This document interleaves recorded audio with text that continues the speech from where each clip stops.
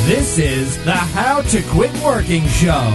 Jeff Steinman believes entrepreneurship is the only true path to freedom. That's why he created the How to Quit Working Show, where you'll hear stories, insights, and inspiration from lifestyle fanatics who left their soul-sucking 9-to-5 job forever. Now, here's your host, author, entrepreneur, and ultimate lifestyle fanatic, Jeff Steinman.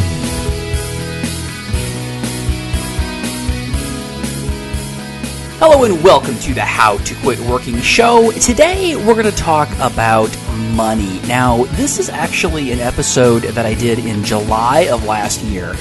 And I'm replaying it for two reasons. Reason number one is because there was a technical disaster with today's show.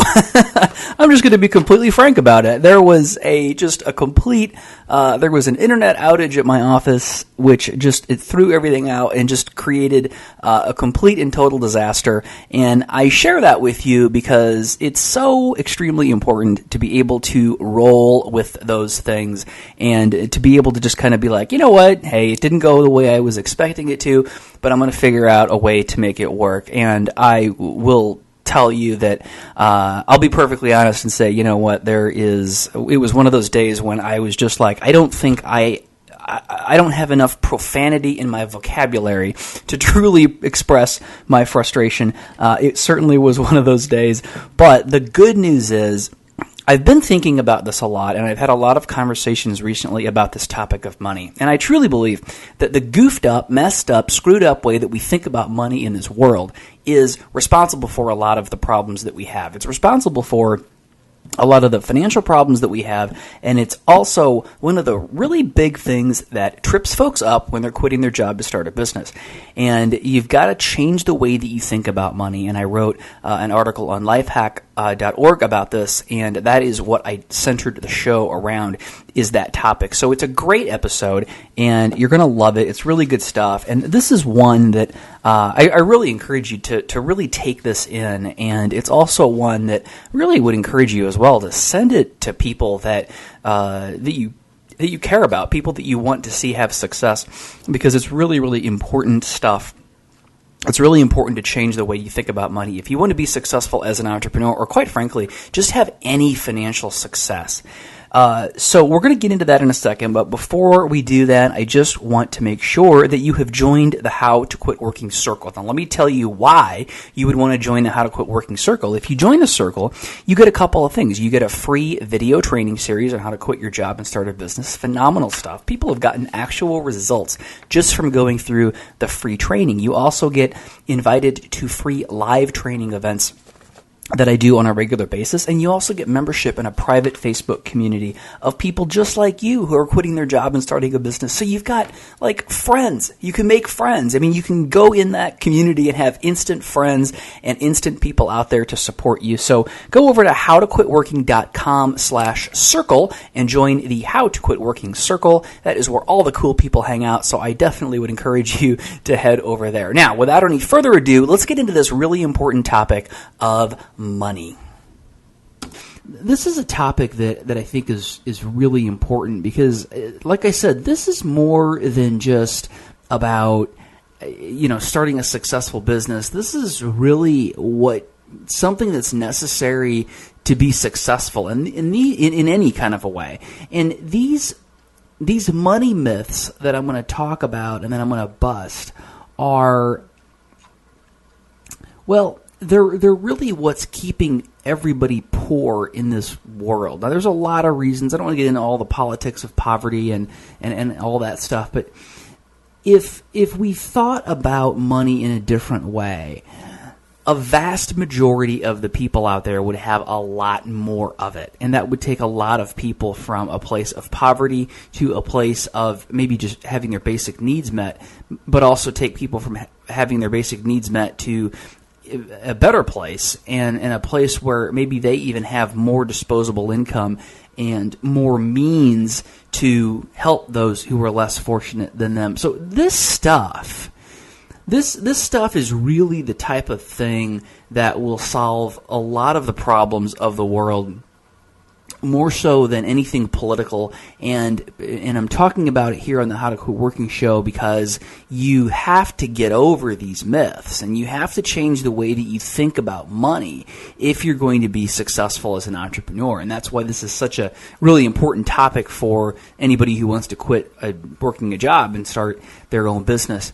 So let's just jump right into them, and I sort of prefaced it with all of that because I wanted to be really clear that this is going to be hugely, hugely important in starting a business, but it also really has the potential to change the world. So if you find this to be something that resonates with you, I'd really encourage you to send this podcast on to other folks, or send a link to the article below on Lifehack to other folks and show them this stuff, because I think this is, like I said, this is one thing that we can do to really make a difference in the world, is to change the way that we think about money. And let's start. There's 11 myths about money that I want to talk about here, and I'm going to start with number 1, and that is that wanting more money is evil. And before I jump too much into this, I want to start with the premise that everybody, in a vast majority of the people, and this is like 99.99999% of the people in the world, are good, honest, decent, ethical people who just want to do good in the world, and they want to have fun while they do it. You know, when I ask everybody on this show what their definition of success is, if I were to boil it down and if I were to sort of summarize what everybody says, it would be, I want to do good in the world and I want to have fun while I do it. That's really what everybody's answer comes down to. And knowing, when you start with the premise that that's really what everybody wants, that's all anybody in this world wants, except for, yes, there's evil, awful people out there, but they're very much in the minority. Unfortunately, they get most of the press, which is why sometimes we get a warped view of how good or bad society is as a whole. But when you start with that premise, it kind of changes the way that you think about everything, right? So everything I say, it rests on the premise that most people are just good people who want to do good in the world, and they want to have a lot of fun while they do it. So with that, number 1, wanting more money is evil, and that is not at all true. And let me tell you how that really stops you from having financial success. If you are a good person, which I know you are, because I get emails from listeners, and you're just all just the nicest, coolest bunch of people I've ever had the pleasure of being around, as are most people in the world.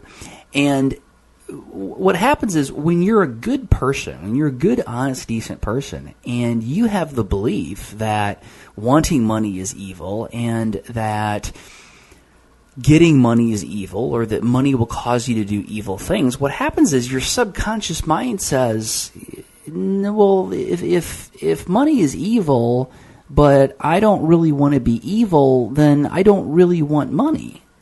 All right, so your subconscious mind says, no, I don't want more money. I would rather just stay poor, because that's the way that I can keep from becoming evil, and that's the way that I can continue to be the good person that I am.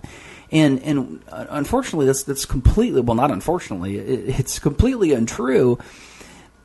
Unfortunate part is that the media has given us this idea that people are evil, that there's more bad people out there, because when we go and we open up the newspaper and we look, well, what do we see? Every single day we see headlines of all of the bad things that people in this world have done, and the billions of people who have done nothing bad, in fact, the billions of people who have probably done something good that day, are not in the newspaper. What we're looking at is that small sliver of people who have done bad or evil things, and unfortunately, it's created this mindset that a vast majority of the people are evil, and when they get money, they will do evil things with it. When you have that, and you know that you're a good person, but you believe that you have this association of money with evil, your brain, your subconscious, just won't let you do it. I want to do another episode on kind of your subconscious and how it works and how it affects what you do. And the scary thing about your subconscious is you don't even know kind of what it's doing to you sometimes.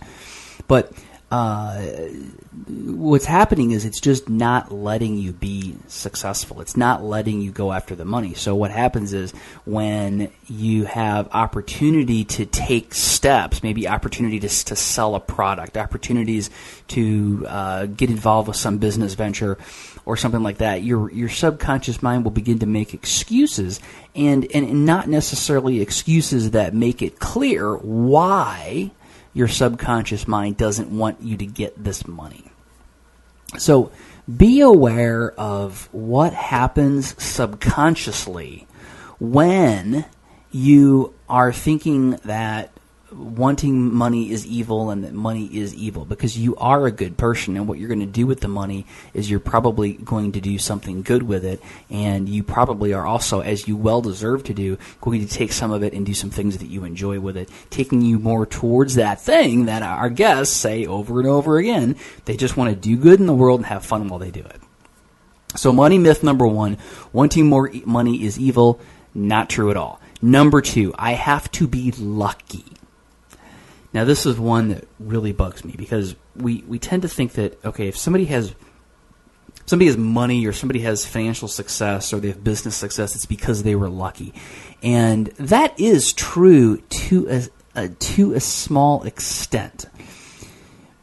When you're doing things, like a lot of stuff in business, right? When we had Milo Shapiro on the show, he was talking about how as he built his improv business, he would make a lot of phone calls to HR directors and HR departments trying to find folks that would hire him to come in and do his improv employee development type stuff that he was doing. And when he finally hit on those first couple that said yes, well, absolutely, there was some luck there. There was some luck that, the phone book or whatever he was using to call from, that he got to that person who was actually interested in that.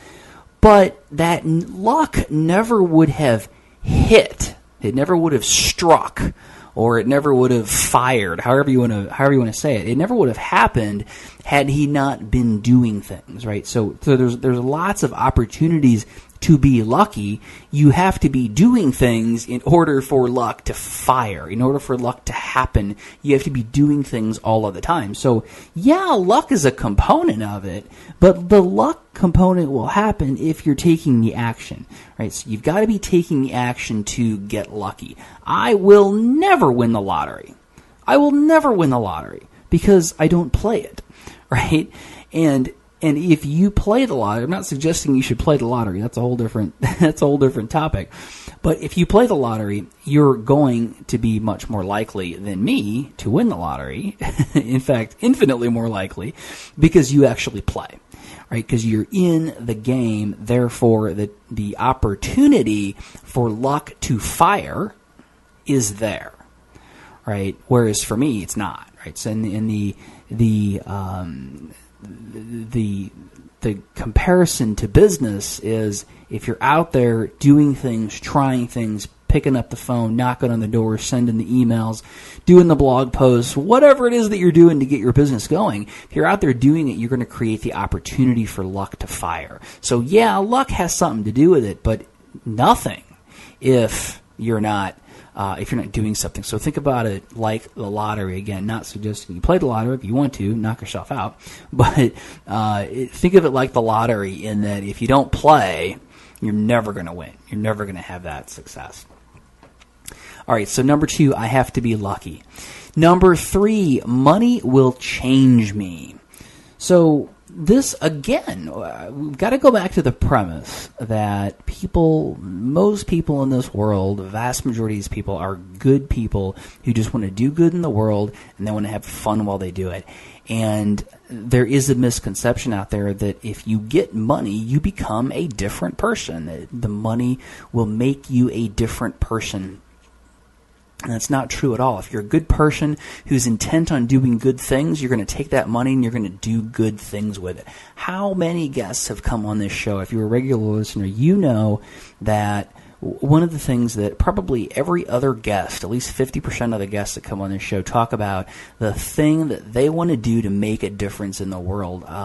We had one of the ones that comes to mind is one of the first guests. I mean, he was on like a year ago. Jeff Jitterman. And he has an autistic child. I believe at the time he was like 16 years old when we talked to Jeff. And when Jeff left his corporate career many, many years ago, when his 16-year-old was very young, he made it clear that one of his goals and one of the things that he really wanted to do was that he wanted to create a support network for parents of autistic children. And he's done that. He has a huge foundation now that provides support for autistic parents. So that's a great episode if you want to go back and listen to that. But and in fact, I'll put a link below to that episode.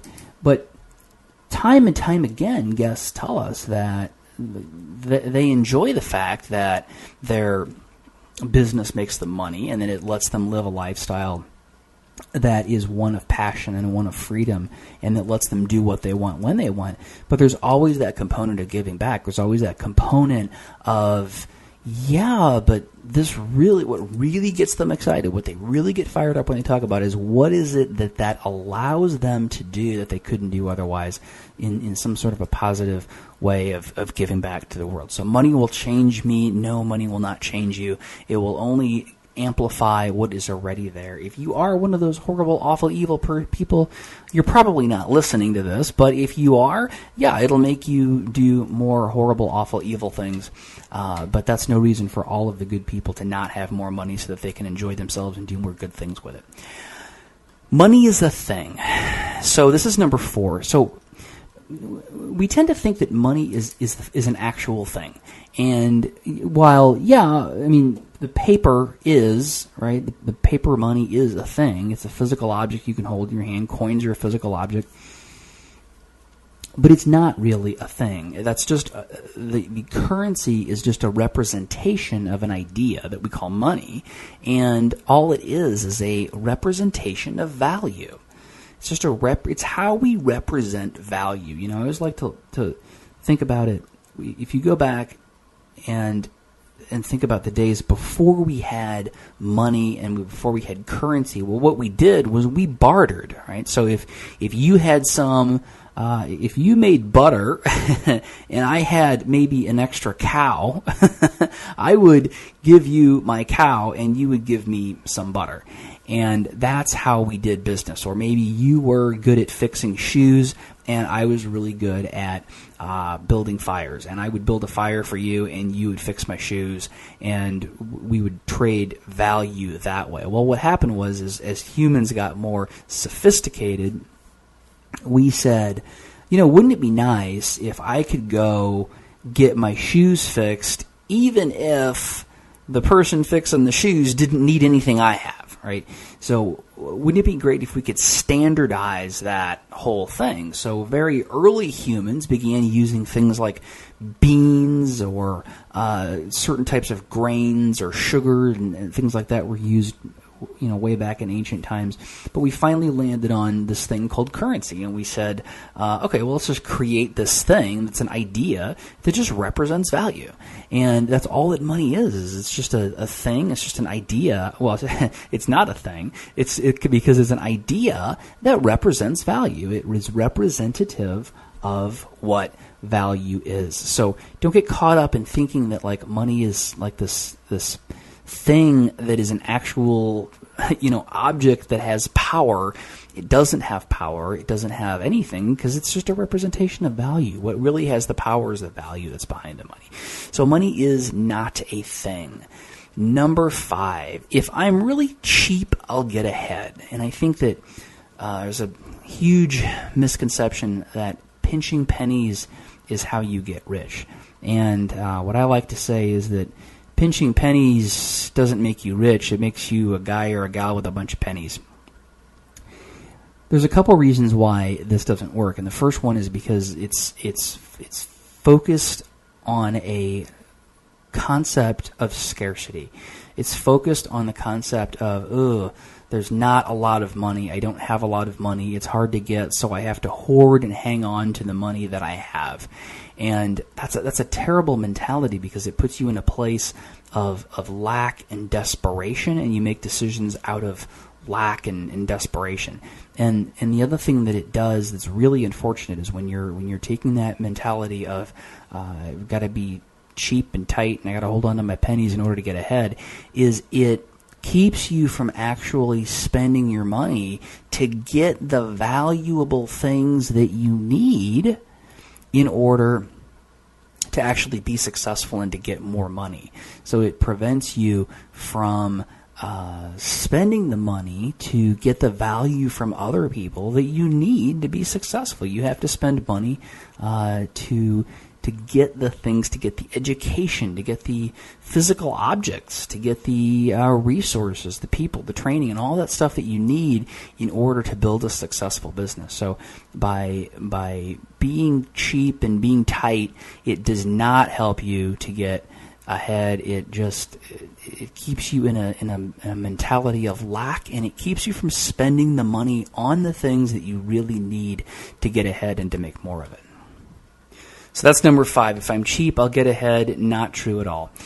Number 6, rich people aren't like me. We tend to think that rich people are different, they're smarter, they're dumber, they're better, they're worse. We think that rich people are different than us, and that nothing could be further of the truth. Now, first of all, yes, there are absolutely people out there who inherited money, who were born with a silver spoon in their mouth.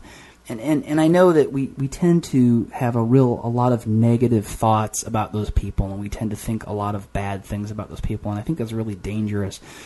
But that's kind of a whole nother topic. The important thing is, let's forget about those couple of people, because they're a very small minority. Let's focus on the larger picture, the people that really matter. Everybody is the same at the end of the day, right? Everybody wants the same things out of life. Everybody just wants to make a difference in the world, and they want to have a blast while they're doing it.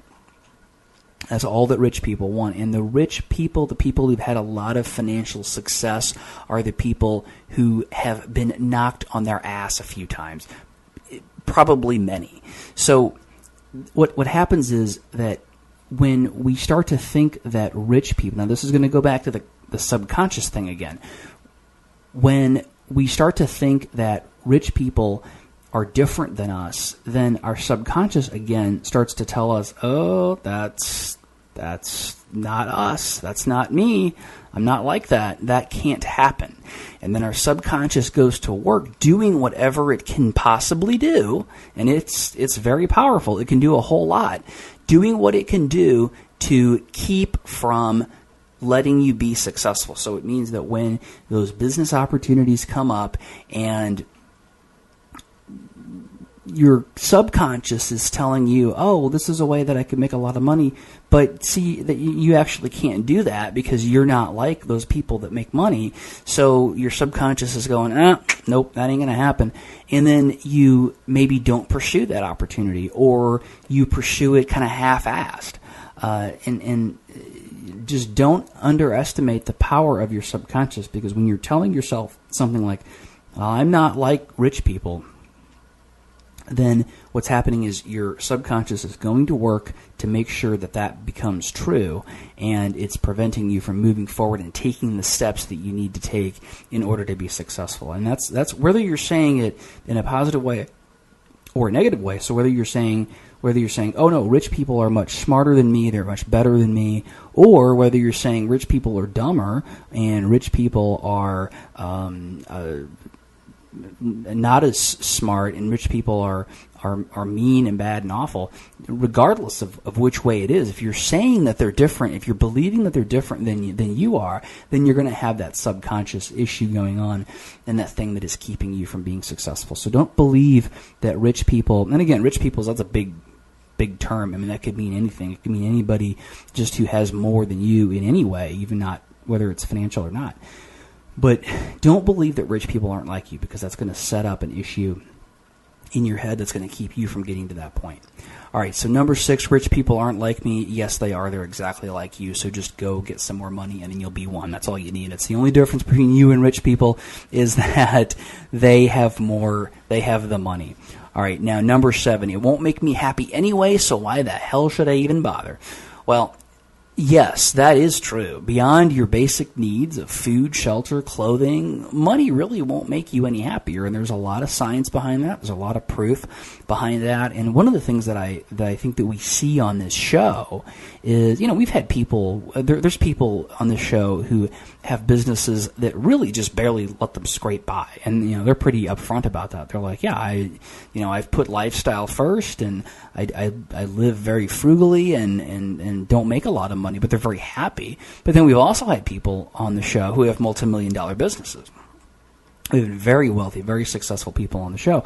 The thing that's crazy, though, is it's not really any different either way. You go up to this certain level where you get kind of comfortable, and again, that based on culture and your expectations and what you like out of life, what you want out of life, how many people you've got to support. That number varies widely. It's all over the place. I'm not going to throw a number out because it's different for everybody, but it's a modest number. You hit that number, and then you step back and you say, oh my gosh, what? Now what? Right? Because I've got money's no longer an issue.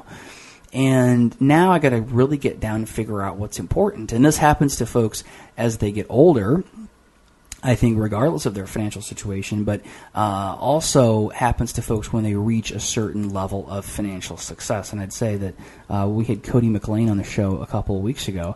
He has reached that point, and I don't remember if we talked about this on the show or if Cody and I talked about it afterwards, but he's reached that point where he's like, money's not an issue. He knows how to make money, and he's done well financially.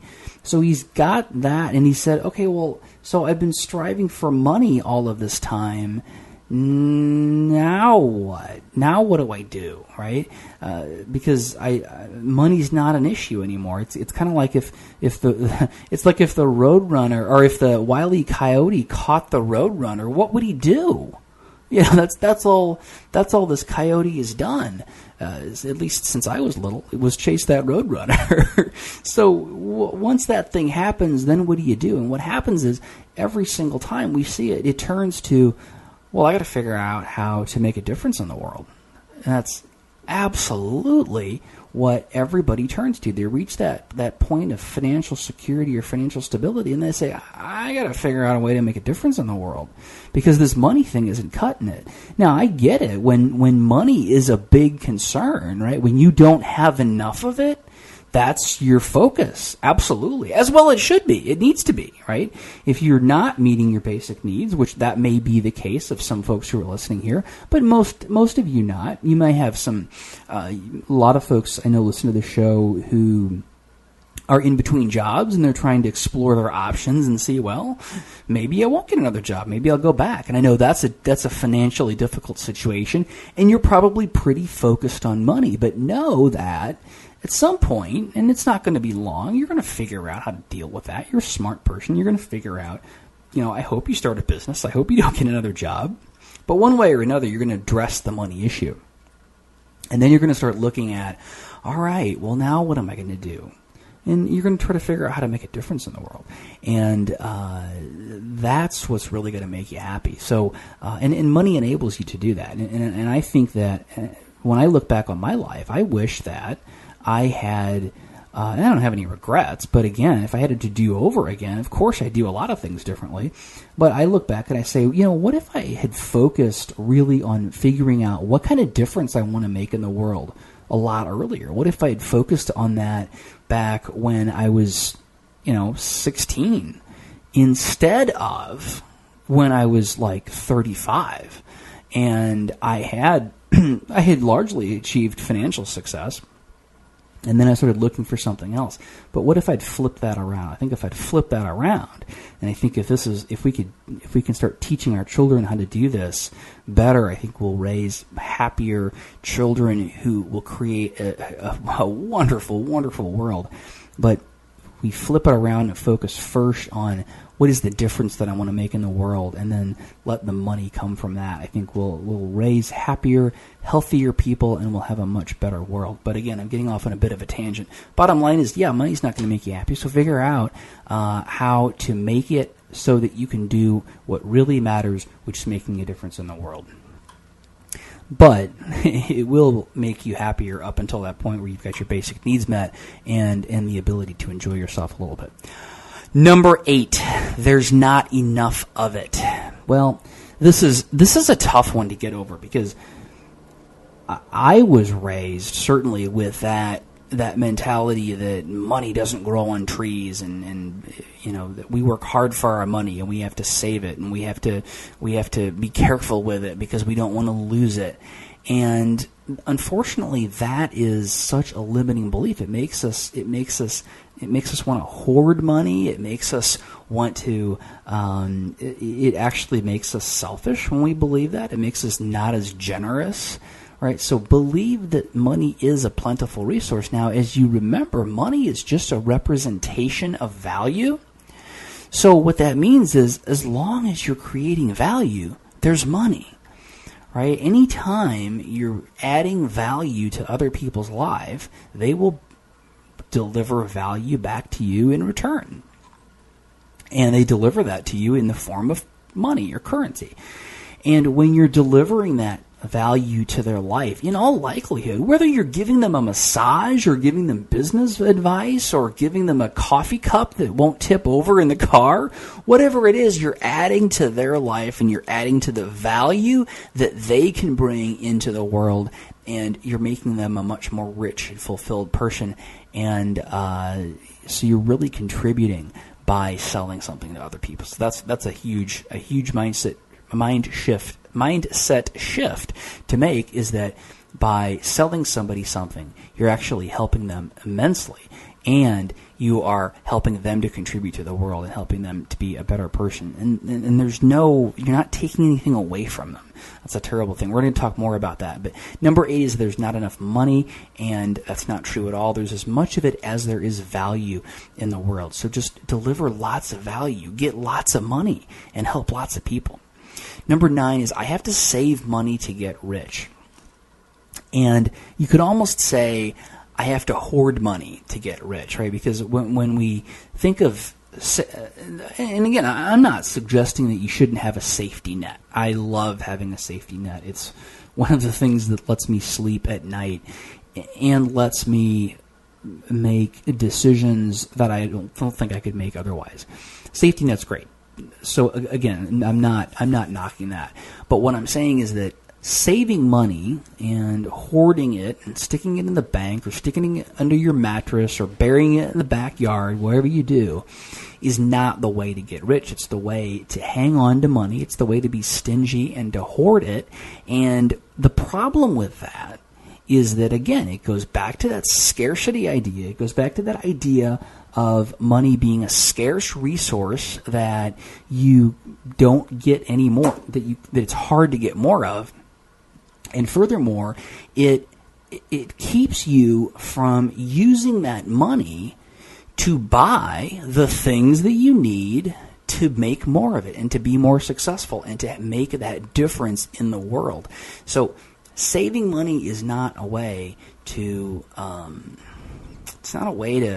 get rich, and it's not a way to make a difference in the world. It's just a way to hoard money. So think, and again, if you're thinking about, well, what about the future? What about, when I don't want to be running this business anymore?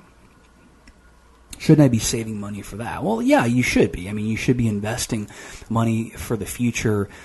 But again, and this is a whole different show, but we've got to change the way that we think about investing money for the future or saving money from the future to being less like 401k investment, stock market related, and more passive income creation related. So more things like purchasing rental properties or owning assets or owning things that allow you to, intellectual property, things that allow you to continue to get paid for them over and over and over again. So that's the way to plan for retirement, not sticking a bunch of money in the bank. So I have to save money to get rich. Not true. Number 10, making money sucks and it's hard. This is one that I think ever since we were kids, we were taught that making money sucks and it's hard, right? Because your mom or your dad came home from work and they said, oh, another day at the office or another day at the factory or another day wherever I work at. And I've been out there doing that and I hate it. And I'm going to drink a beer. I'm going to do whatever I do now to enjoy myself before I have to go back to that soul-sucking place where I make money. Or maybe your parents had a business and maybe they were the type of people that worked all the time, and maybe it was the type of business that they didn't really enjoy. Maybe they owned a dry cleaning business. And there's nothing against, I don't have anything against dry cleaning businesses. I just can't imagine how much fun you can have with it. But I'm sure many people have a lot of fun with dry cleaning businesses. But if you're not the kind of person that enjoys running a dry cleaning business, you shouldn't be running a dry cleaning business. You should be doing something that you love, something that you enjoy. And when you take the way that you look at money and you shift it around from being not about making money and about making a difference in the world and contributing and giving back and putting something of value out in the world that is going to make the world a better place, and then using that thing that you're doing to make money and leveraging that to make money, that is the way to do something that you love and to make money in a way that does not suck and in fact is not hard. Making money doesn't have to suck and it doesn't have to be hard. But in order for it to not suck and not be hard, you have to flip around the way that you think about it and think about it from a standpoint of what is the difference and the contribution that you want to make, how can you make that, and how can you make that something that brings you money in return. Finally, okay, so that was I should summarize, that was number 10, making money sucks and it's hard. And finally, number 11, if I make money, somebody else can't pay their rent. This is the concept of a zero-sum game, as they say in economics. And that means that when somebody wins, somebody loses, right? So if you make money or if you sell someone a product or service, they give you money for that. You've taken the money away, and now they can't pay their mortgage. They can't pay their bills. Whatever that may be, you have that negative idea about that taking money from someone is doing something to them, that it's hurting them, it's bad for them. And nothing could be further from the truth. You're giving them value. You're giving them that value that they need in order to be a better person, in order to make a difference in the world, in order to have more of what they want, in order to live a happier life. And whether that's just having a coffee cup that doesn't tip over in your car, or whether that's business advice, parenting advice, or just a massage, you're making their life better. I don't know why I'm using all the massage analogies today. Maybe it's because I feel like I need one. But you're making their life better in some way by doing that for them. And it's not taking money away. In fact, it's helping them. It's making their life better and more enriched, more happy, more exciting, and allowing them to create more value, allowing them to live a life that they love even more and to be happier and to be more fulfilled and to get what they also want, which is just to give back to the world, make a difference, and have a lot of fun while they're doing it. Right, so if you own a restaurant and you sold them a meal and 3 beers, then you have helped them to have a blast while they're doing it. If you sold them some business advice, then good for you. You've helped them to be financially successful so that they can use that money to have a good time and to give back. If you have given them a massage, then you have helped them to enjoy themselves. You've helped them to be more relaxed and more content and feel better so that they can go about living their life. That's number 11. If you make money, it does not mean that somebody else can't pay their rent. Doesn't mean somebody else can't buy food. Doesn't mean somebody else is worse off. It means that you've exchanged some value. It means that you've given them something that they want, and they have given you something back in return to represent that value. Those are 11 money myths that you have got to forget. You have got to put them out of your head completely. Money, money, money, money. Let's think about money in an entirely different way. Great stuff there. Forward that on to your friends. Forward that on to your family. Forward that on to anybody who you really care about their success in the world, because it is so extremely important to correct all of these messed up thoughts that we have about money. And speaking of money, if you want to make a lot of money and you want to start an amazing business that lets you live the lifestyle that you've always dreamed of, and you want someone to help you along the way, head on over to howtoquitworking.com/coaching and get more information about coaching, and reach out to our How to Quit Working coach, Heather Osgood, who is primed and poised and ready to go and ready to help you start an amazing business so that you can quit that job, live a life of freedom, and make all of the money that you've ever wanted. Until next time. Thanks for joining us on the How to Quit Working show. Tune in next time when we'll talk to another amazing person just like you, who is now living the ultimate life of freedom and doing it on their terms. If you want to learn how to quit working and get these episodes delivered directly to you, visit howtoquitworkingshow.com.